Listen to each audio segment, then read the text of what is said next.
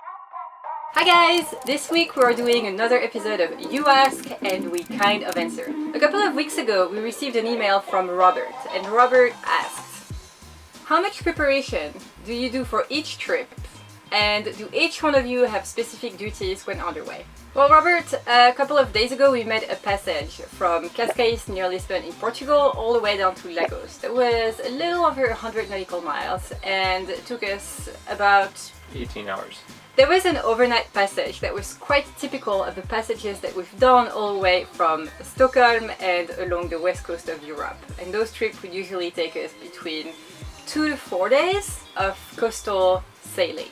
In this video, we're going to take you back in time and take you through all the preparation process that we have, from picking a destination to looking at the weather to raising the anchor. Before we start, full disclosure, we're going to answer this question based on what we know and what works for us now.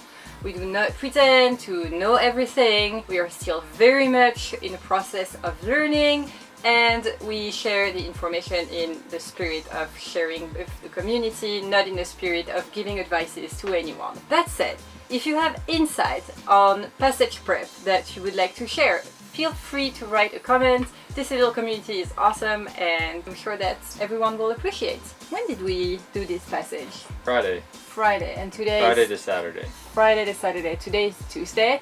So we're gonna hop 4 days back in time.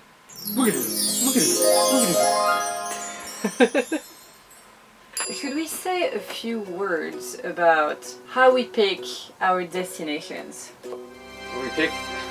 We pick many of our destinations based on recommendations we get from people and information that we find in the reads. It's taken us all the way from essentially Kiel Canal and will take us pretty much to Gibraltar. It's really good for marinas and different cities and areas, even some anchorage information.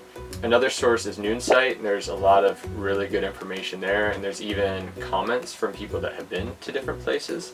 But one of the best sources is other boats and other people who've been to the area. So it's been really great coming down since pretty much Galicia and Spain, coming down the coast here, because we've just been able to talk to lots of other boats. Pro tip, find a boat on Instagram that is like between a week and a month ahead of you and look at the photos of the places where they go. Yeah, Instagram's been a really interesting tool to use, actually. You are constantly researching. Yeah. True story, at 11 p.m. last night, Ryan was looking at the reads. Not for today's passage, but for the passage that we're gonna make in 2 or 3 weeks. I'm looking up some pilotage stuff, but not for our next trip. I'm looking up some stuff for later down the road. Okay, that sounds like a very nice bedtime reading. It's relaxing. Okay, that's the captain's way to relax.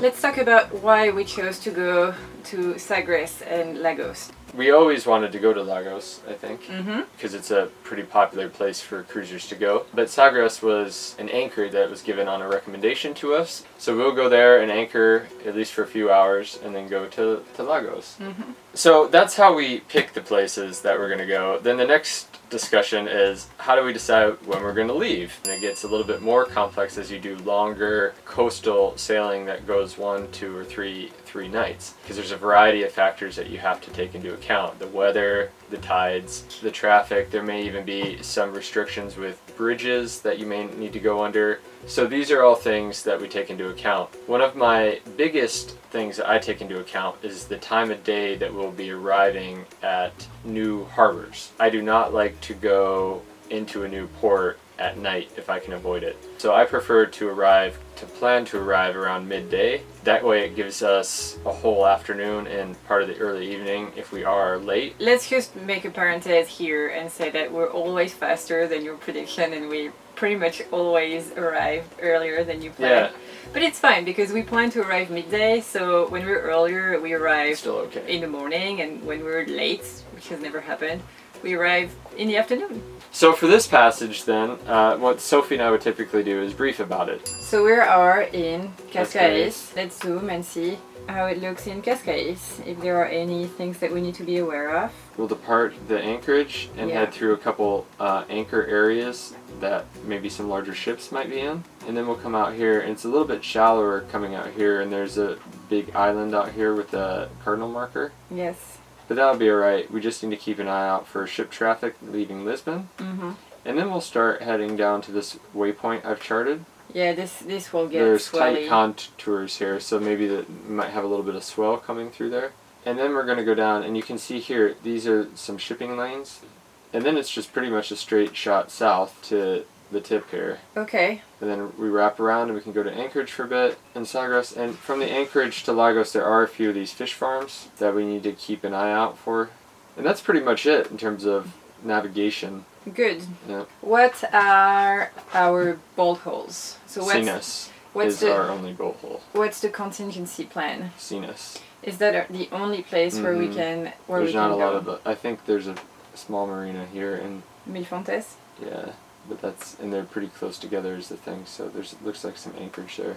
Okay. Well, that's good. Typically we have paper charts on board and we do some planning off that. For this particular passage we don't, but we have lots of redundancy, so it makes us feel comfortable in the fact that if one system goes down, we still have charting available. We have the Navionics on the chart plotter on the computer here, but it's not downloadable, so I need to have a internet connection, but typically with our coastal sailing we have had that. I have Navionics on my phone, which is downloadable, so we can access this all the time. I actually think that the quality on the phone Navionics is a bit better than on our chart plotter. And then you have a set of charts on your phone also. On my own phone too. So I'll do the planning typically on one of the many devices and make sure the route is programmed in on the chart plotter and on my phone. After the route, I typically fill out a passage plan form, and this is one from the Reed's Pilot Guide. And it's really good because it keeps information all in one place. So for example, we can have our destination, our alternative destinations, some of the weather forecast, tide information for different locations, sunset, sunrise information, and then the route information in different waypoints, bearings, and headings,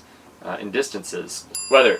For weather routing, we use a variety of tools. We use Predict Wind, Weather 4D, some local services like maybe the Portuguese Met Office in this case. We start looking about 3-4 days out before we think we'll start making a passage and just start seeing the general trends of the weather, figuring out what might be the best day for us to go. Typically on a longer coastal passage, the weather will change. We use a service called Weather Routing that shows us how the weather is going to change based on where we are. It kind of shows how the weather will evolve as we go along our planned route. So for our passage, on the tables, you can see, Sophie, that maybe a peak wind somewhere between 10 and 15 knots this afternoon, late afternoon, early evening. And then it looks like it's going to die off somewhere between 5 and 7, 8 knots. In terms of speed, direction, it's from the north, and the wave height is around a meter.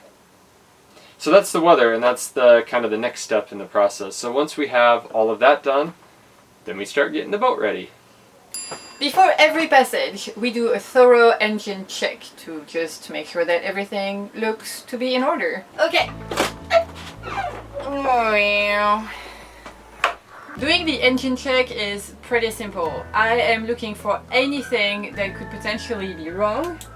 So we try to keep the bottom of the engine room dry and as clean as possible to spot any possible leaks. So right now it looks dry and it looks good. I also make sure that the seacock or the cooling water is open.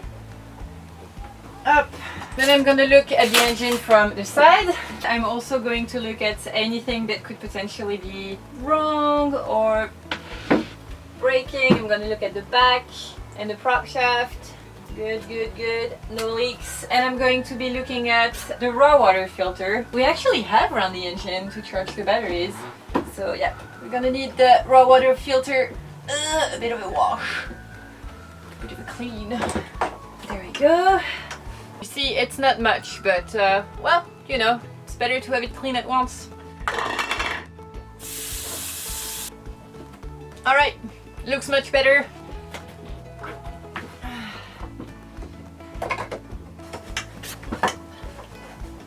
Now I'm going to look at the engine from the other side and check how the oil looks and make sure that the level is alright. Hi guys! Everything looking good on this side too. Let's have a look at the oil level. Looking good. Put that back. Yep. Level of cooling water looks alright. Looking good, guys. Engine is ready to go. Another thing we do is just take a quick look at the bilge to make sure nothing looks abnormal. We use this little handy thing, which is to suction glass, but it's really good at picking up floorboards, so I suggest this. So ours is here, you can just put down and the bilge, it's a little dirty, but generally okay. The green stuff is just anti-freeze from this last winter that's still hanging out in there. But yeah, looks good. Bilge, check. When we do passages that include an overnight, I typically try to have all the food ready before the departure. Yesterday we went to the supermarket, I stocked up on water, on snacks and all type of different foods that we could need and crave during our 24 hours sail. It's 11:30, it's time for lunch, and today for lunch we're gonna make enough roasted vegetables that we have leftovers for tonight's dinner and maybe tomorrow lunch. Sweet potatoes, carrots. It was time to eat those carrots. I'm trying to peel this potato so that the potato and I are in the frame of the camera while the peel go down in the trash bin that is right under me, but let me tell you, it's not working. I have sweet potato peel everywhere on the floor of this galley. I think that with this we should be good for 2 people during 2 days. I have a bit of leftover soup that I made yesterday too that should hold us for a while. I think we're gonna be good.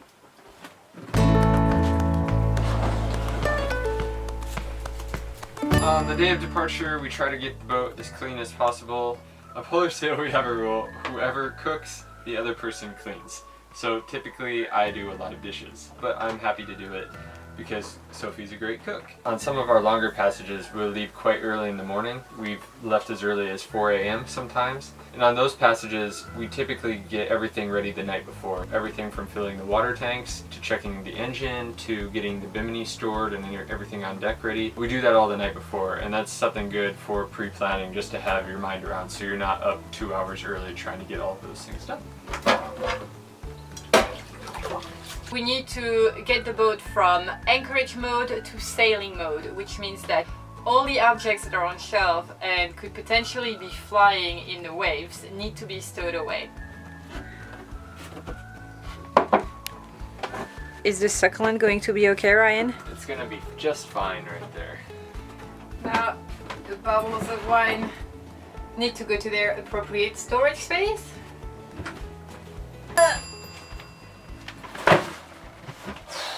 Before the passages, we make sure that in the ditch bag we have everything that we would need to have with us in case we abandon ship. And that's the kind of stuff that we put in this ditch bag that is specifically designed to contain that kind of stuff. I'm just going to make sure that we have the boat paper, our own papers, some money, a first aid kit, some food, some water, some rope, safety equipment, a first aid kit. Water is there, looking good. The EPIRB is there, looking good. We have the handheld radio. Okay, well, I'm happy with the ditch bag. Are you happy with the ditch bag, right? Mm-hmm. It's so big. Ugh. Normally when we're at a marina, one of the things to make sure that is done is that all our batteries are charged up. But since we've been at anchor for a week, we don't have that luxury. So that's what I'm checking right now. We have about 70% in the batteries, and we will have the engine on for a while, so that will charge them up. But it's something we keep in mind and we prepare for. So the batteries, the fuel, and the water. One of the last things we do is get the cockpit and the deck ready. That will consist of deflating the dinghy, putting the bimini down, getting all the tools that we use for sailing put on the deck, and generally just securing all of the items that we need to.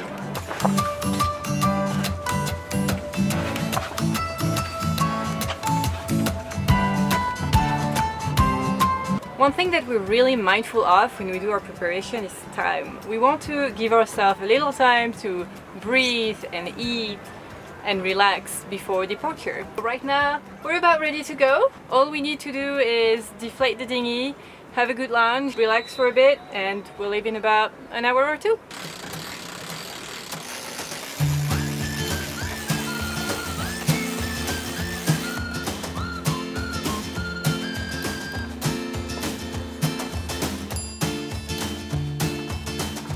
Are you all ready? Yep. Let's go.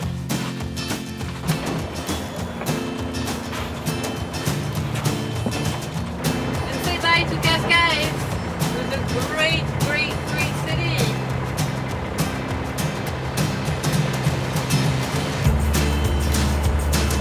Au revoir.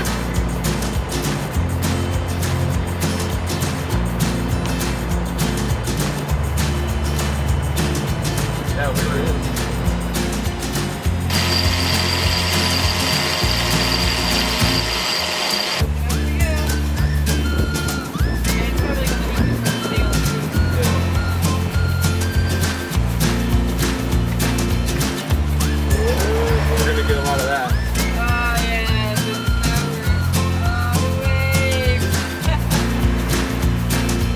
We do not have clearly defined roles when we are on the way. Our goal is to be able to be completely autonomous on board, so we are able to accomplish all of the tasks that need to be completed. Naturally, we are good at different things. And if we have no defined roles, there are some very clear patterns that appear when we're on the way. And that's how I end up cooking a lot.